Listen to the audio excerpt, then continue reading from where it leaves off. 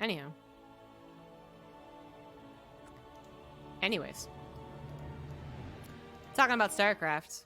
Got the IEM replays. So, not the finals, but we're going on a 4. So I actually cast this with the Muslim.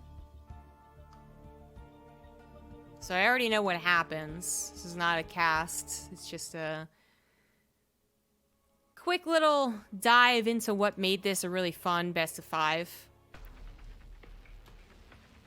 I'm also going to try and talk a little bit about the way I tackled casting at IEM. And just general thoughts about the tournament and stuff as well. So hopefully you guys enjoy it.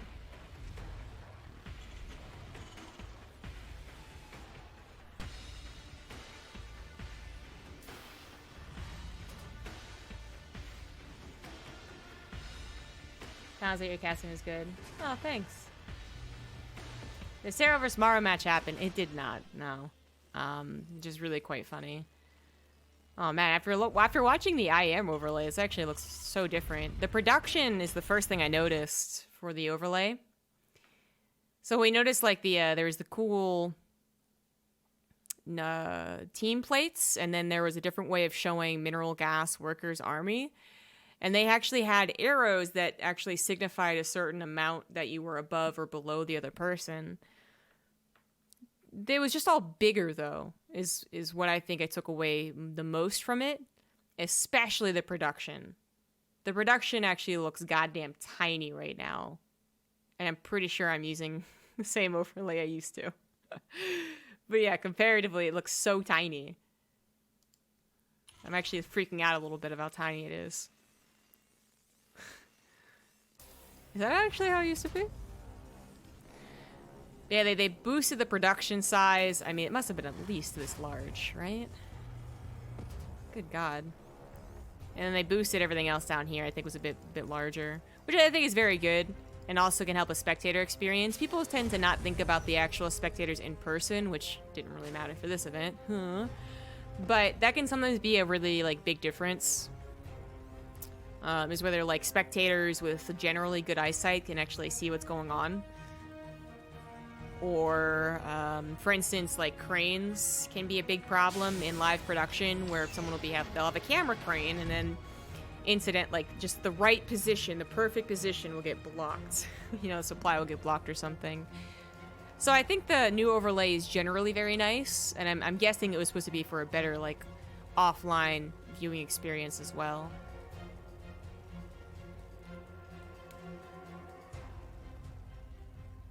Thank you, Zatadon. Yeah, I saw you guys all on that Discord, Borsty. It was actually really cool to see.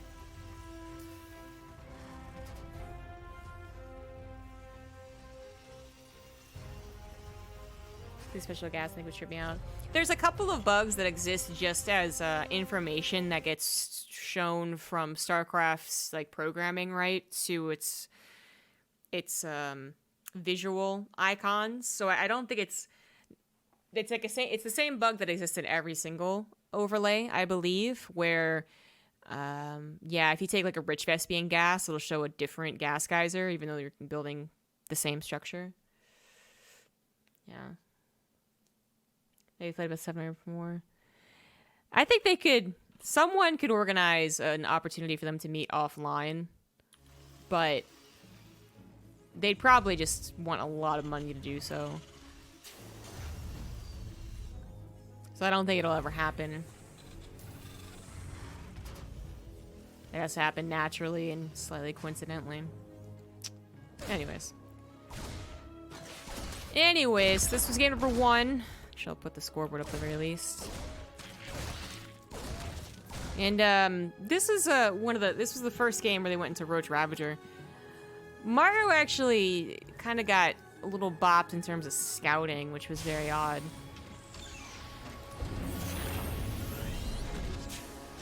So he does an SCV scout, or he doesn't do anything with the SCV scout, is what we pointed out.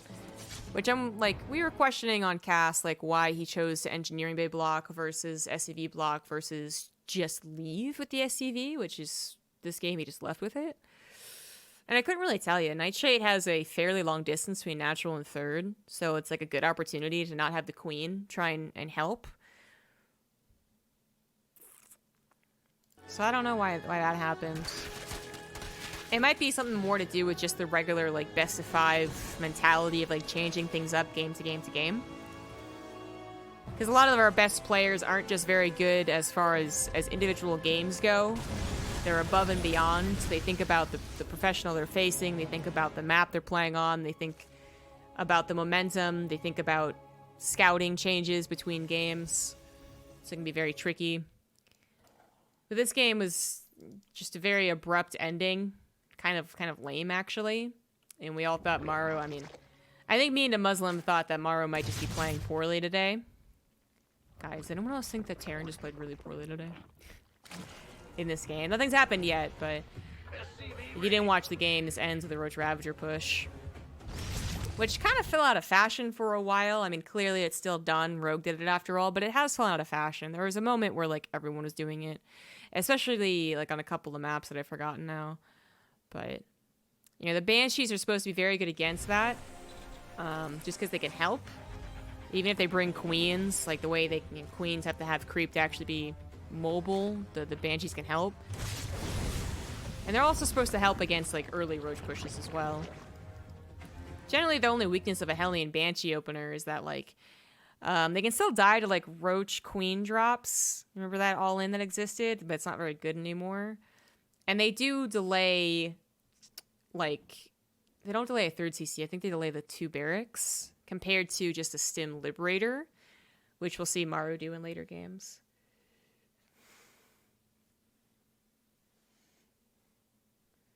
I believe Scarlet's team didn't pay for her to go, so she didn't see a reason to.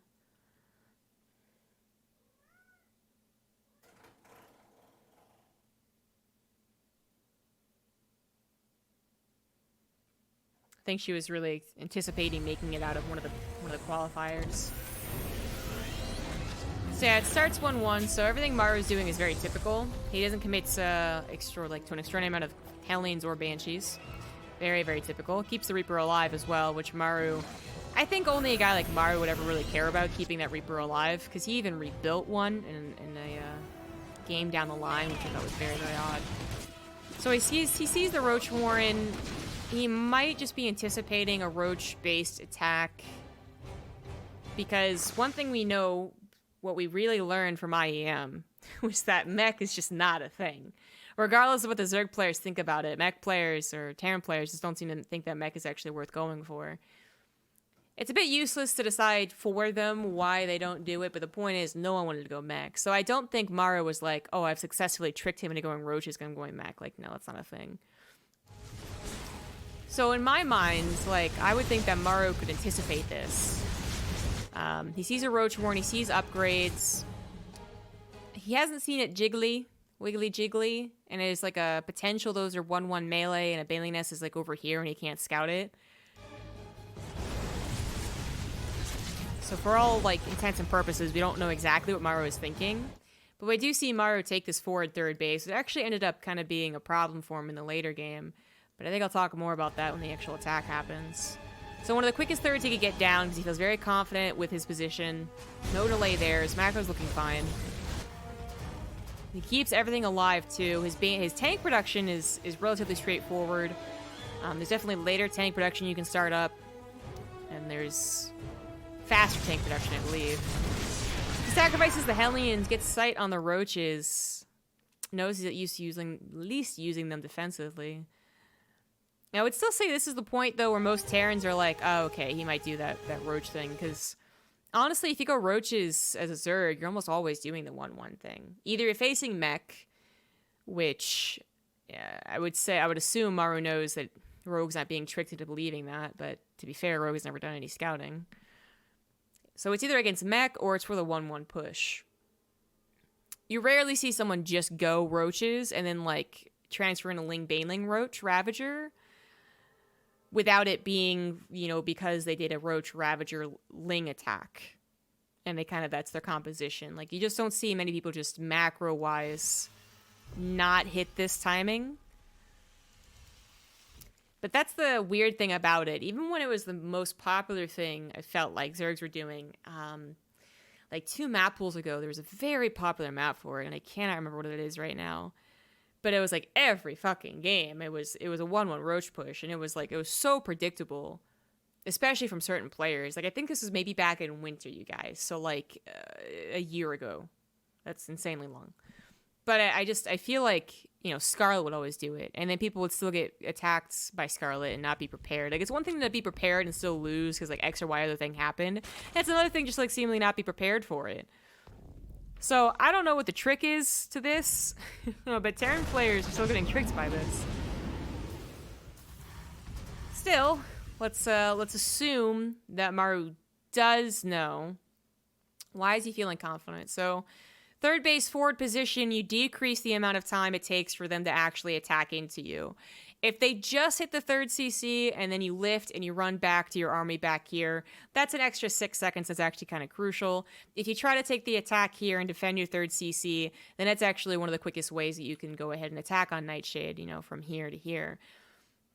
You're generally thinking about the Terran's position, though, in this regard. So they're looking to hit this as a fourth base and have a very quick rally from here to here and abuse this lane, or sometimes they actually try and attack on this base. But Maru seems to be the idea that it's going to be a normal game. He's going to be the aggressor. He goes up for the drop. As a third taken defensively, I can see how this is okay, because you can wall off the top side, and they can't really get the most amazing concave ever seen, but they can still get a pretty good one.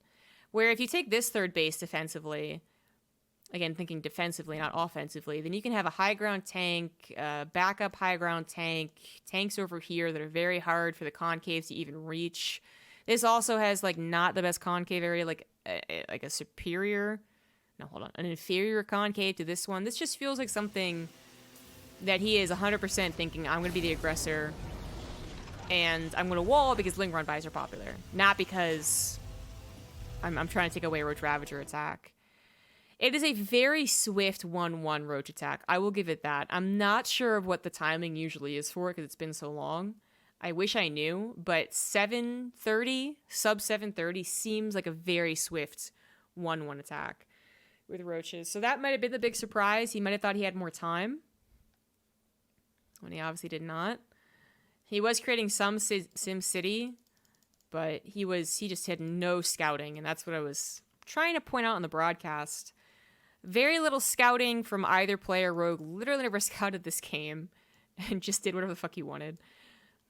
But Maru also just had a lack of army scouting. He lost track of the army as soon as he lost track of his Hellions and Reaper. And you gotta wonder if that had not happened, if he had not dived towards the drone line, would that have actually been the same case? Would he have seen it with the Hellions and then, I think ideally, pull back? But either way, just have his army in position. Kind of expected Nidus. That's a good point. Maybe he was so caught up in the fact that it's a Nidus worm, which he did not actually see. But maybe he's thinking so strongly about a Nidus worm that he just assumes, hey, if I catch it in the main base, I'll have no problem. And that's a fair thing to point out. Maru does not scout generally.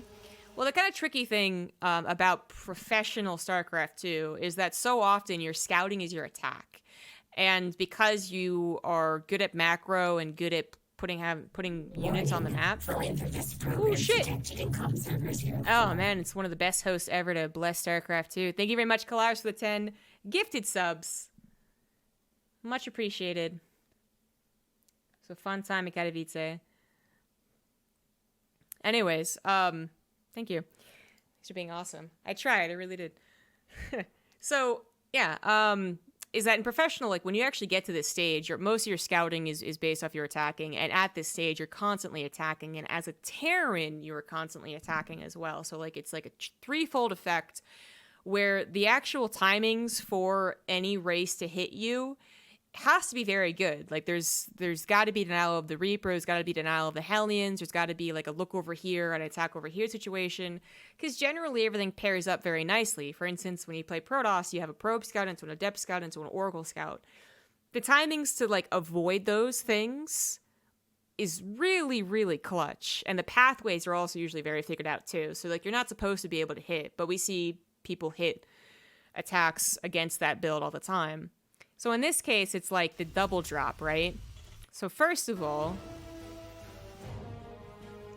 the Banshees aren't on the map trying to keep track of this. They get denied hardcore and are sent all the way back home as he sacrifices the Hellions. And this is probably like the worst fucking timing ever because 1-1's about to finish. He really doesn't have that much longer to go. He's just maxing out on roaches. The Hellions could have seen more roaches pop out. The Banshees could have seen more roaches pop out. Instead, they're all back home or dead. So he repairs the Banshees like everyone wants Terrans to do all the fucking time. Why don't you repair your units?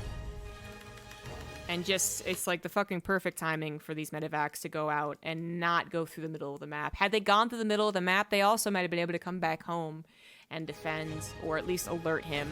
But instead, they go to what probably would have been a fourth started, and they get an instant bop of a cancel or even a kill because it's actually that closely timed.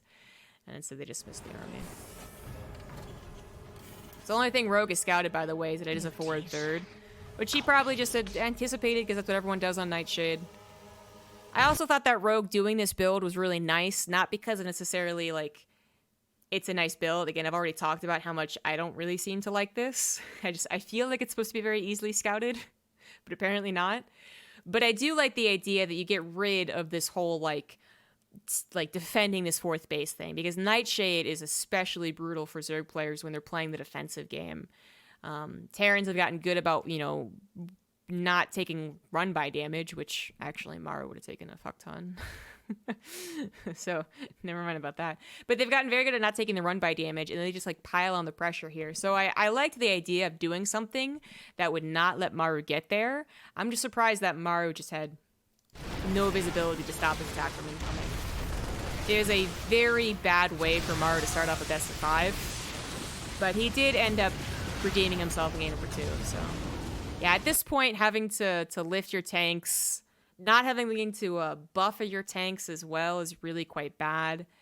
This is such a fast attack because I'm also looking at the supply, and again, I wish I had like a direct correlation. I might have written down the 1-1 attack build order like a long time ago, but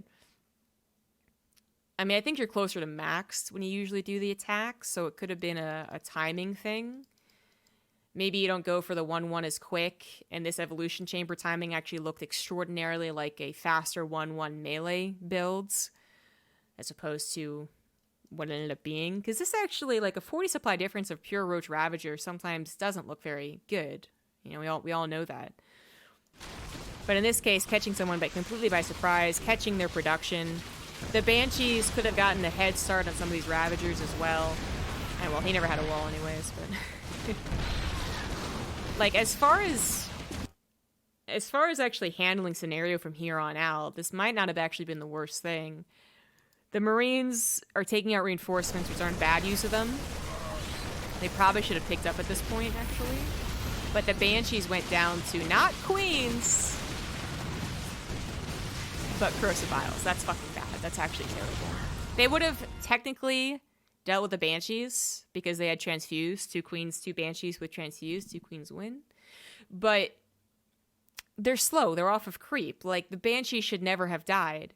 And that goes back to him controlling this little squad. So if he had picked up, controlled the Banshees, come back home with 15, 14 Marines left over and covered his tanks, and the Banshees just stop. They full stop the Roaches from really trying to come into the natural because the Queens have to catch up. Like, I feel like this would have actually been one of those, like, weird semi-holds, like, he held well enough to live. But we know what happens here. He actually just dies. Nidus Realm also wasn't used, by the way. It could have been. It could have. But then Queens would have had some more creep spread. But yeah, from here on out. I mean, he got the entire, like, third SCV line. The drop basically died, right? Yeah, it did. And Rogue might not be on, like, the baller's economy ever, but he didn't actually lose much army either. He didn't overcommit to that. There might have been a world where Rogue actually overcommits. Yeah, he overcommits and the Banshees aren't dead, and then suddenly he actually is in a very poor spot, but that's not the world we lived in. Thank you, Matasuma. Thank you, Plague of Hearth, for the 3 gifted subs. Much appreciated.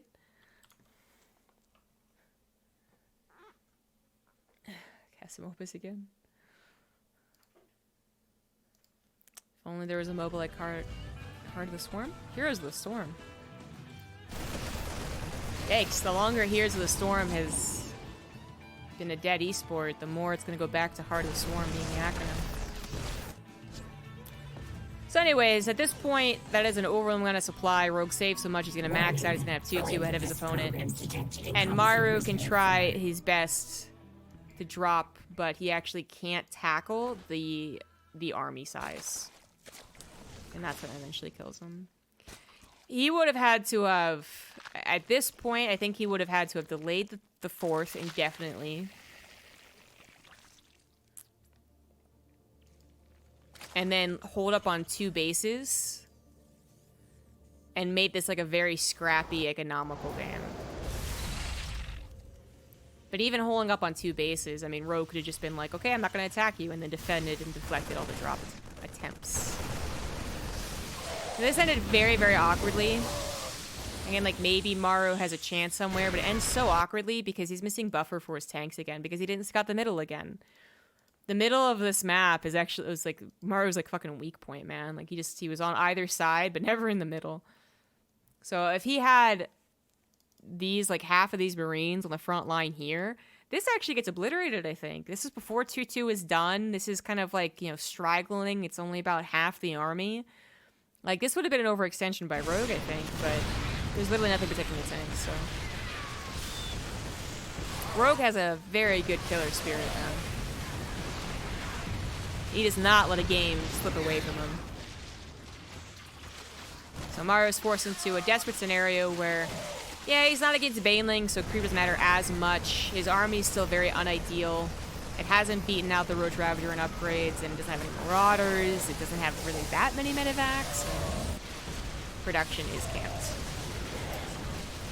It was just kind of a confusing game number 1 for me, to be honest. As a spectator, I was like, oh no. Does Maru just get bopped? Like, oh god, please no. But Maru really makes up for it in game number 2, guys. Thank you, Plague of Hearth, for the additional gifted sub to Kalaris. Mob man.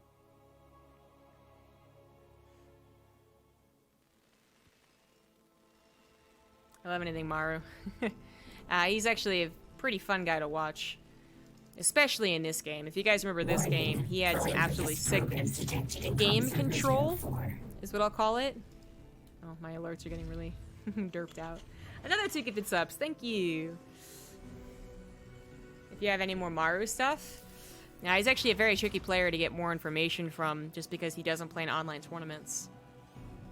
It's like the old Kespa days, where finding replays was like finding a treasure trove. Amazing play, but that's like pretty poor showing from Cyril. Yeah, agreed. I think Cyril was definitely off that day. I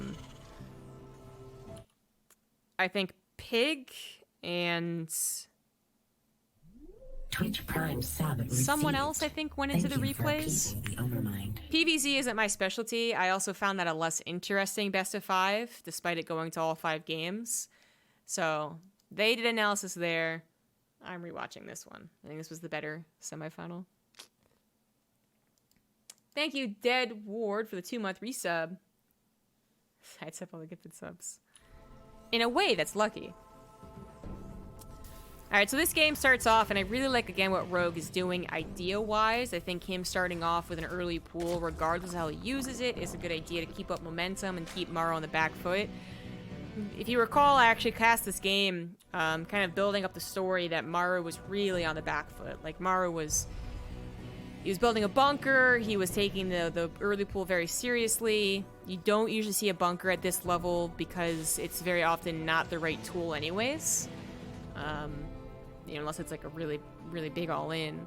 So I think Maru was certainly on the back foot, but because Rogue actually let it get to a comfortable mid-game, Maru basically was able to like shake off any bad feelings and just play his game, which he absolutely did. There's a couple of cool things to note about Eternal Empire before we get into the actual game here. Another gifted sub. Shit, man, it's total 7. Thank you very much. Semi should also be best of 7. I'm certainly not opposed to it. For a huge, long event like Katowice or GSL. For DreamHacks, it gets a little more difficult.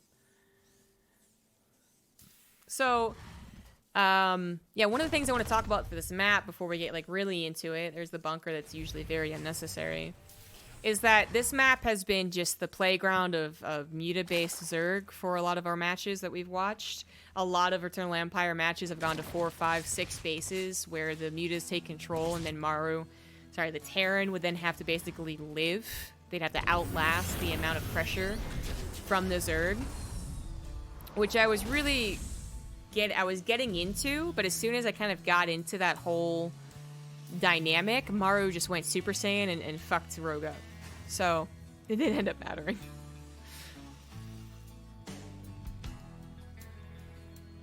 So this is the game he also made an additional Reaper, which I don't think is a defensive thing, but rather that he really strongly believes that his Reaper is essential to his Hellions, which it's Maru, so maybe it is. But a Reaper is 50-50, guys. It's basically necessary, so we don't think very much of it as Terran players or anyone else when a Reaper pops out, but it really is quite expensive for the early game. For him to get a second Reaper delays, it's also one of the slowest building units from the barracks. I'm actually not sure what is the slowest building unit from the barracks, but I do know for a fact that Reaper's slower than a Marine, so I got that much. So you delay a tech lab because of the resources as well as for the actual time that you build a Reaper. And then that's 50 gas taken away from... Actually, the gas, maybe not so much because he didn't go into Banshees this game. He went into a Liberator, so it didn't matter as much. But that's also 50 minerals that you would take away from a slightly faster third. That's less important, but I guess the whole idea is that the Reaper gas costs, which, you know, gas is always the rarer commodity, doesn't actually matter so much if you're just going to go for Stim Liberator anyways, because that's not a very intensive build in terms of production time or gas usage. It is weird / interesting. He just uses that for tanks, right? There is something to be noted when a Terran uses his or hers production facilities for add-ons. So this is a slightly different build than some other builds we'll see. You know, everyone knows the typical 1-1-1 into 3 barracks into 5 barracks, right? With a 3rd CC in there. That's the general flow of things. But what can be different and matter very slightly, but matter mostly to pros, is like, do they build a tank very quickly? Because a tank fast, very defensive, takes away your barracks production timing. Do they use the factory for reactor whoring, basically, or do they use it to actually build tanks? Are they using this, or are they not using it? Are they thinking defensively, or are they thinking, I can do whatever I want? Because I don't actually remember if he built tanks immediately, but that starport could have just been a starport for a while and let the factory swap off to a reactor, build a reactor at the same time or very close to a barracks building, and then suddenly you have 2 reactors on barracks instantly. And so using it for a tech lab. And this goes to kind of the idea of like, he could not use this unless he saw something he wanted to use it for defensively, or he could use this and then have that fairly quick tank push that's been actually very common. So he does use it. He also gets some serious damage with the Hellions. This was him choosing that Liberator, just pulling the Queens out of position. It was really excellent, actually. It was so excellent that he did it again in the 3rd game. But the fact that Rogue... Not that he got bamboozled. Let me actually talk a bit about this. Reaper is the slowest? Oh, thank you. I figured it was, but I never compared it to a Ghost or a Marauder, so...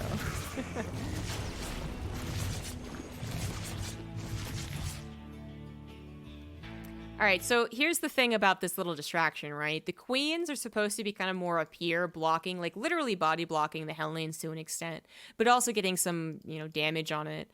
The Ling count is not high enough. Rogue is supposed to be kind of punished for this, but he is getting 16 more Lings. That don't actually end up doing quite enough, but I mean, they do help. But yeah, the reason that Rogue should have been able to get away with this, because a Liberator Hellion, like how often does it really do a lot of damage? Usually not often. But the Spore Crawlers aren't done for it to be super easy peasy. And the Evolution Chambers at the front supposed to stop Maru from ever even trying to do this. But Maru almost does like the most obvious thing, right? And that's what ends up getting Rogue caught off guard. It's so obvious, I never think they'll do it. It actually just runs past the open area. Unfortunately, it looks like it was just 6 Lings instead of all 16 at once coming out. So they get a couple of surrounds, but a surround of 6 Lings doesn't count as a surround. And 2 more pop, they don't help, and 2 more pop, they don't help.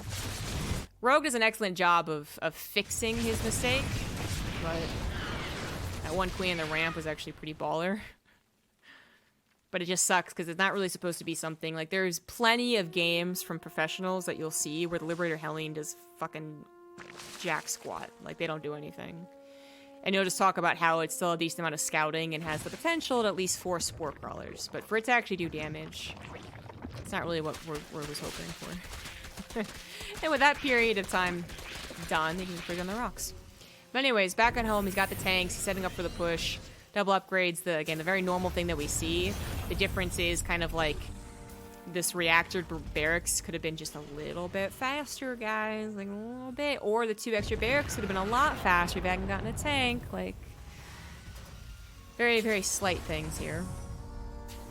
But he's thinking more about the push than he is about a very, very swift 2 medevac follow-up.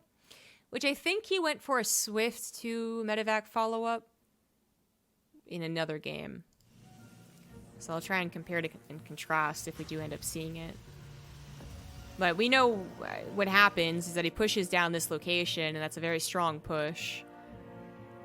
The creep spread from the 3rd is it's a long way to go, and Rogue had about a 20-30 second blip of having to deal with those Hellions, because it's not just about direct damage, guys, it's also about the time it takes.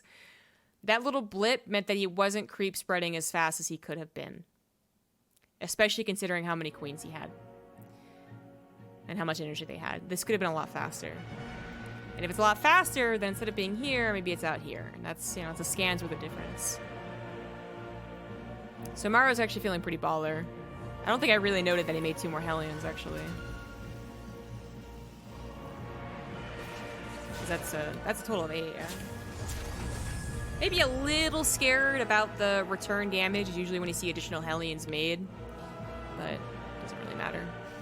So the 2 tank push hits around 7 minutes most of the time, guys. So that's actually the timing that you'll see a Zerg player try and beat with their centrifugal hooks timing if they're very paranoid. When I was in Oscraft, a lot of the professionals were saying, like, you have to get the earlier layer to get to the earlier speed, like, ASAP, because the push is so devastating. I was happy to see that a lot of the Korean Zergs kind of proved that wrong. We did have the difference of, in, like, layman's terms, the difference of a fast Baneling versus a fast 1-1. And we saw the fast 1-1 do fine against it, so that's actually what happened here. But I think Rogue also still was off times with the centrifugal hooks because of the earlier damage. So it is still worth noting. And he is investing into the Spire, which doesn't help him right here, right now. Really called false vacuum. There's also something else I wanted to note about the casting of this. I don't know if you guys, like, to anticipate that everyone here listened to the cast. Maybe you didn't even watch it. But one of the things that I wanted to try and bring to the semifinals, I think it would have been especially important if there was a live crowd, but it is what it is that I wanted to kind of dumb down the cast a little bit. So I don't know if anyone noticed that or thought I was just very much so playing to the Muslims' analytical side. But I very intentionally kind of went like a tasteless path where I had already wanted to be the more of the hype person, more of the play-by-play person, more of the leader in terms of production flow. I was already comfortable doing that from previous events, but I also wanted to be someone who could actually like introduce new players. You know, it's a finals day. It's probably the best semifinal we were going to have, especially since Zess had already ruined our dreams of having a Cyril in the finals. So I kind of leaned into like explaining very basic concepts, which I don't know if people picked up on or not, or even cared about. But because the Muslim is like one of those guys that just will have like that high tier analysis anyways, it would have been redundant for me to just be an additional amount of analysis. You know, there's analysis already like, you know, 8 out of 10. Does it really get any better on like the 9 or 10 out of 10? Perhaps not. Then, you know, you do that, you start to get more into just like you push yourself closer to a Home Story Cup Pro Gamer cast, right? Which isn't exactly about entertainment. It's more just about like figuring out what they're doing. So I wanted to try and not counteract, but rather just build on top of. There we go. Build on top of, and hopefully make a better cast for it. So I was explaining that like, you know, this is a very common push, but I don't think I went into the centrifugal hooks timing like I am now. I tried to explain that Spire taking away like minerals and gas costs, which is something you might offhandedly mention, but like I tried to really like drive home. And in later stages of the game, I tried just like explaining very like broad concepts of TVZ. Like one person is supposed to be trying to get to the momentum, the other person is trying to build up the momentum back for them, try and get to mutas so they can actually have time again. I wanted to paint very, very broad strokes, basically. And let the Muslim do any, like, fine points.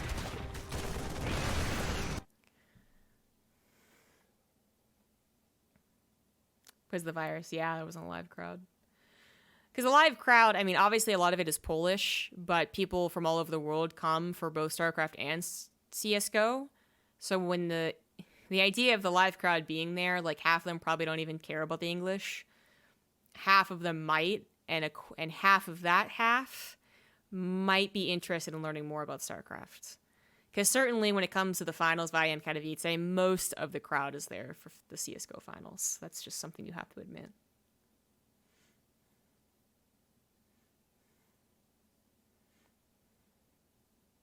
Video analysis of Maru's 4GSL victories.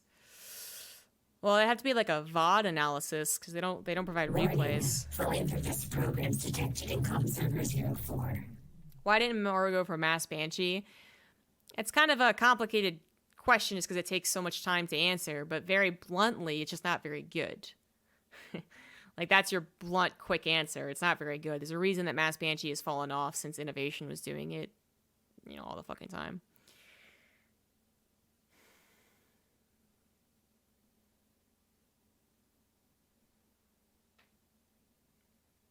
But yeah, the GSL analysis, like, it'd also be, like, at this point, very old.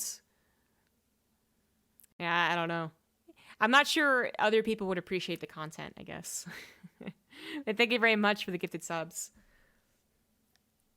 I mean, hell, it might be worth looking into. You put Maru in a YouTube tag, man, and just instantly the views skyrocket. Hello.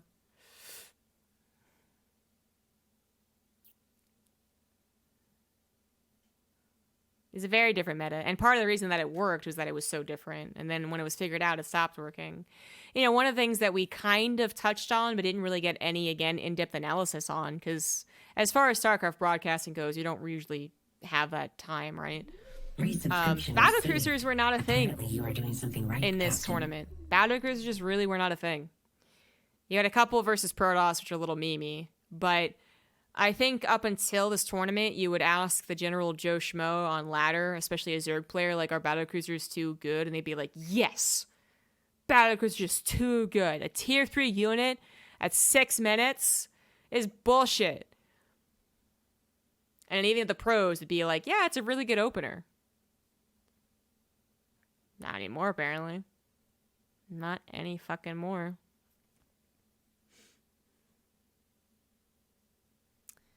Anyways. I'm kind of glad that it wasn't noticeable that I went into more of the broad stroke kind of casting, because if I had overdone it, then I think it just maybe sounds like, either sounds like you're talking down to the crowd, which you don't want to do, you know? Like, let me hold your hand and walk you through the thing called the RTS. Or it makes you sound like you're covering for your own lack of analysis, which is really too bad. But of course, the vocal minority, the guys who just watch all StarCraft all the time, they want you to be just super analytical. Your worth as a commentator is based off the amount of detail you can go into. And it just actually isn't, you know, if everyone did that, that's not actually the most entertaining you can be. But I think you do have to worry about going the opposite direction. There's like too analytical, everyone's trying to one-up each other on their knowledge, and then there's everyone's just trying to appeal to the audience and fucking explain RTS and be a little introduction course on the biggest stage of StarCraft 2 tournaments, you know, like there's two sides to it.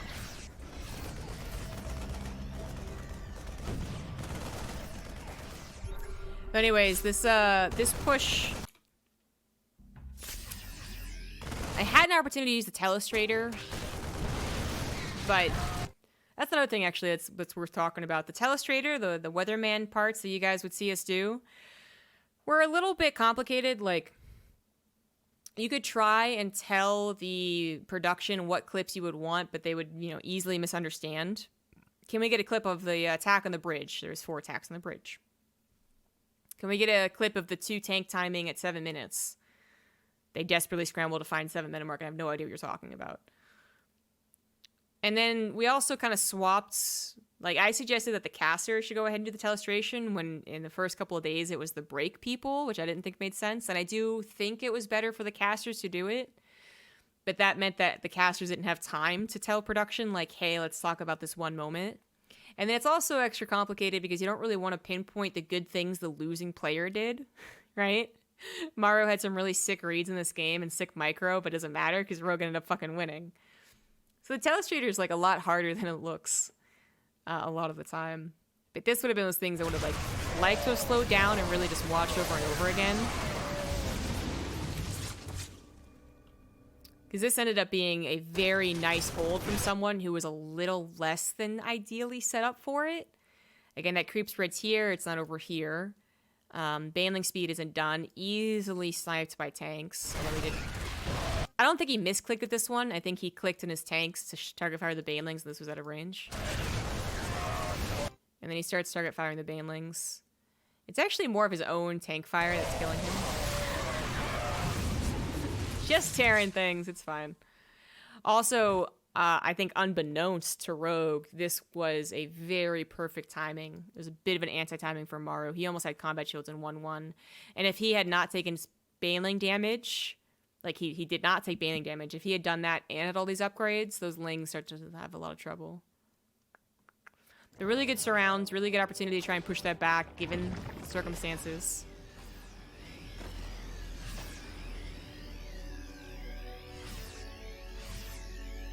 What's the StarCraft 1 Korean guys streaming at everything?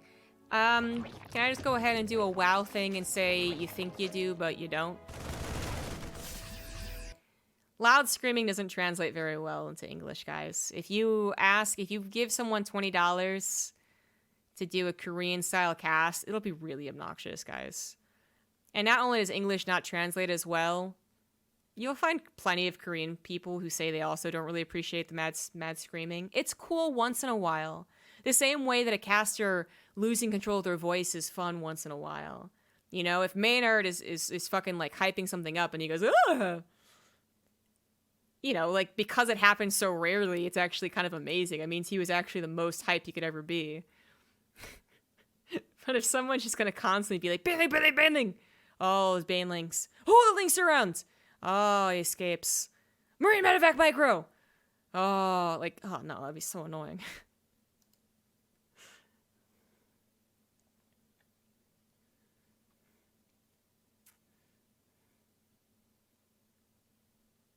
upgrade's finished by catch queens on tumors. Isn't Maru in position barely too early? Yeah, so he sees an opportunity. Let's actually look at his vision here. Wah! Not like that, though. We'll get sick. He's going to push. He sees no creep spread. Now he sees creep spread, knows that the timer is on before he's seen. His tank actually goes a little bit too far forward if I had to give critique. The thing is, though, is that he's actually, like, so he scans ahead out to clear up creep tumors, but he also scans to see banelings waddling, not rolling. And what looks to be the setup of defense. So Maru is supposed to be in the clear for another 10 to 15 seconds, right? Because if this is all the army Rogue has and he moves forward, it doesn't matter he doesn't have combat shields in 1-1. It doesn't matter. Like, he actually just wins that fight. It'd be a terrible fight for Rogue if this was all of his army. It is that Rogue actually had something behind. Like, that really changed things.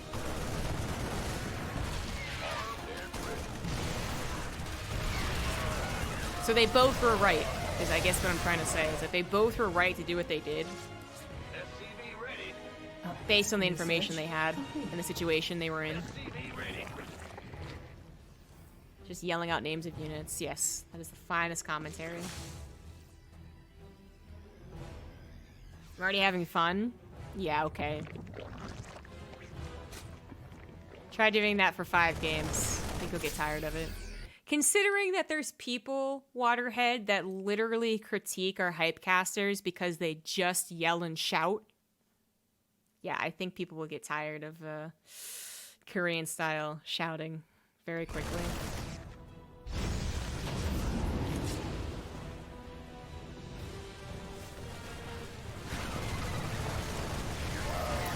This is a little overzealous from Rogue. This is actually one of the points where me and Muslim both were like, well, why did he do that? Because the typical... Ooh, sorry, kitten. The typical timing is to have 1-1 in combat shield with this push, right? So, I mean, it's a hard thing to really notice during a game to actually click on a Marine and see if they have 1-1 to notice combat shields are literally added graphically. But Rogue, like, even if it wasn't the case... Thanks, Apollo. Even if he didn't notice the upgrades... That was a very odd attack to take. I don't mind him running forward. That's fine. He doesn't pay attention initially, but then he pays attention. And he thinks that's going to work out well for him.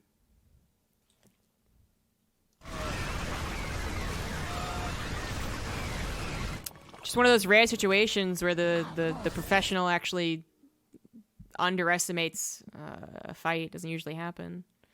I'm under attack.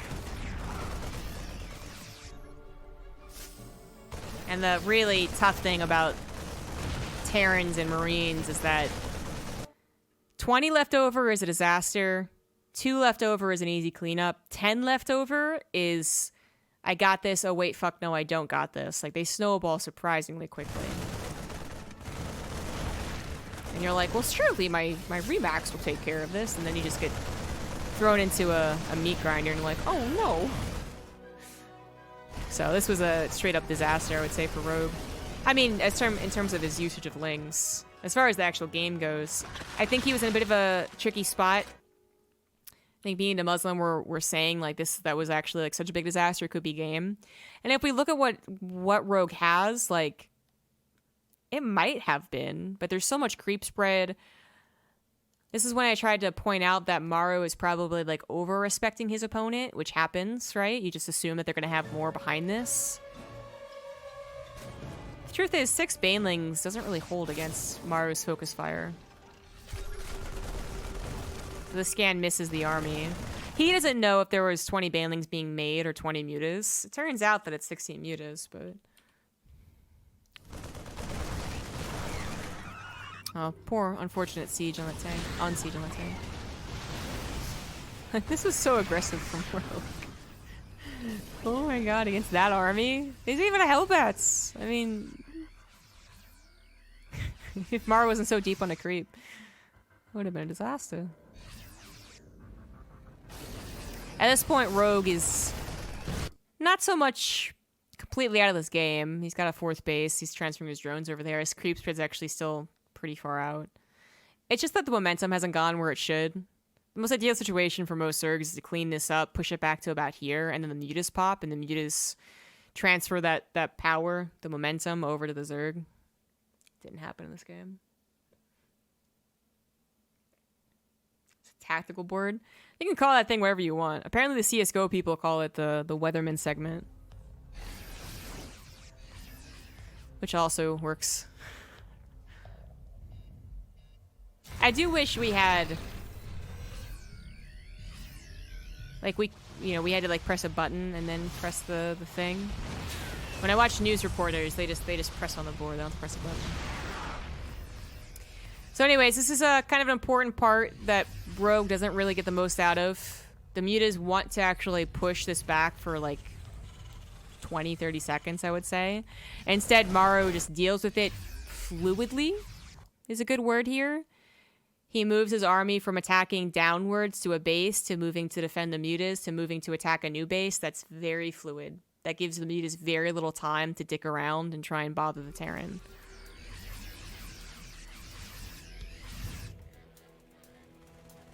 So it also, the whole like, oh, this is decent creep spread doesn't matter anymore. Creep spread over here was decent, but linear. It only went to the left, not to the middle. Because usually... Again, like in another game where that right side attack doesn't go like that, like usually I'd say there's a larger period of time before this is under attack. And even if it is, it's one of the ones that you give up and just migrate back over here. But unfortunately, this was the emergency one. He's already done the migration thing.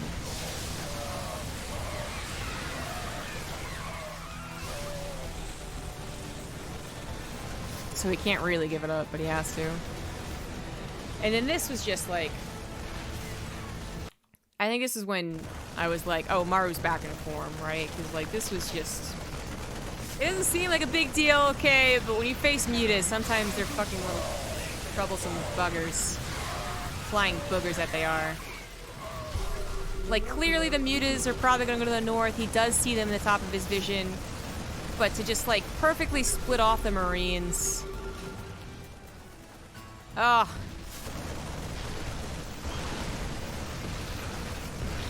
Like, yeah, like, turns out they were in his vision the entire time. Because his scans really worked out nicely to chase the mutas as well. But there's a reason that Rogue didn't notice his mutas were dying.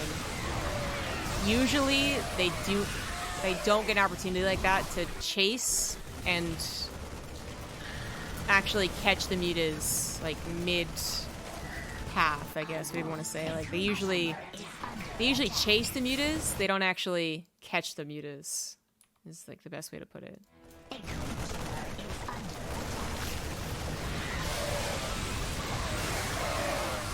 I mean, I think Rogue's already kind of in an oh shit moment. Like, this isn't going so well for him, but... He checks his... Then he goes back to his mutas and he goes back, yeah. Very nice read from Maru, but also Rogue, just the one time he stopped looking. To, again, just Maru finding them. Really great army control. And then I think the game's kind of over.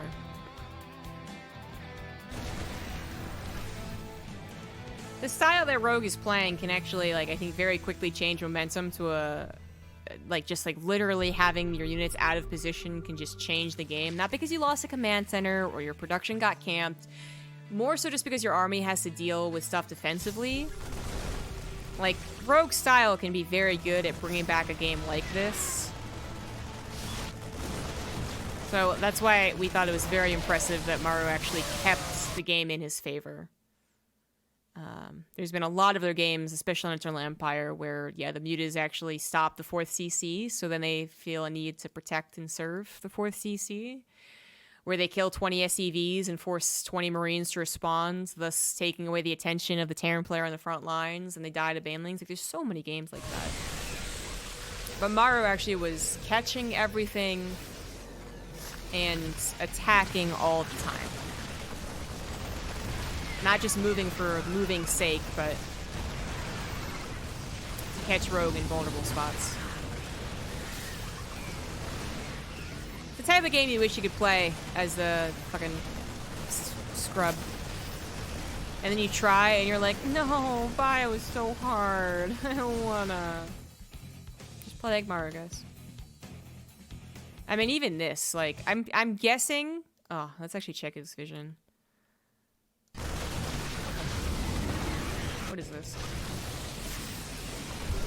So he scans and sees a decent part of the army. He sees the Nita still as well.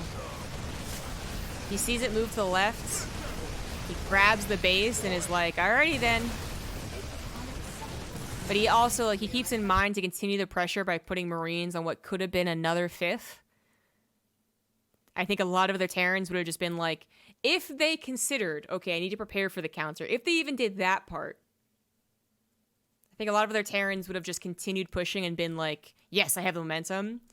So for him to like be like, you know what, pack it up, go home, prepare for the counter, and then also have Marines going forward to try and cancel the space, like, it doesn't seem like a big deal, but it's something that's missing from a lot of other games that look like this. So he actually has something to try and be in position. This is where the game ended. Because he doesn't have a lot to deal with the mutas, perhaps. A lot of his Marines, the Thor, like, are over here or whatever. But the planetary doesn't die. Would this have been enough to bring Rogue back in the game? Should this actually kill the planetary? Probably not. But, and then that happened. And then it just was so unnecessarily cool. Like, you don't have to do this, Maru. You don't. But he was like, you know what? I'm saving the SCVs.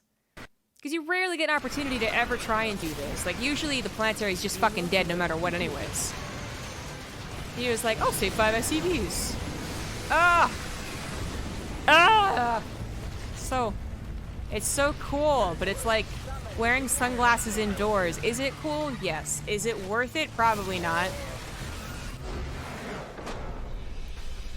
Do people make fun of you for being a tryhard? Definitely. Are you an ultimate Chad who's really, like, strong and beefy and no one will actually critique you because you're just that fucking good? Definitely. That's definitely Maru. Ugh. I swear. I swear. All right.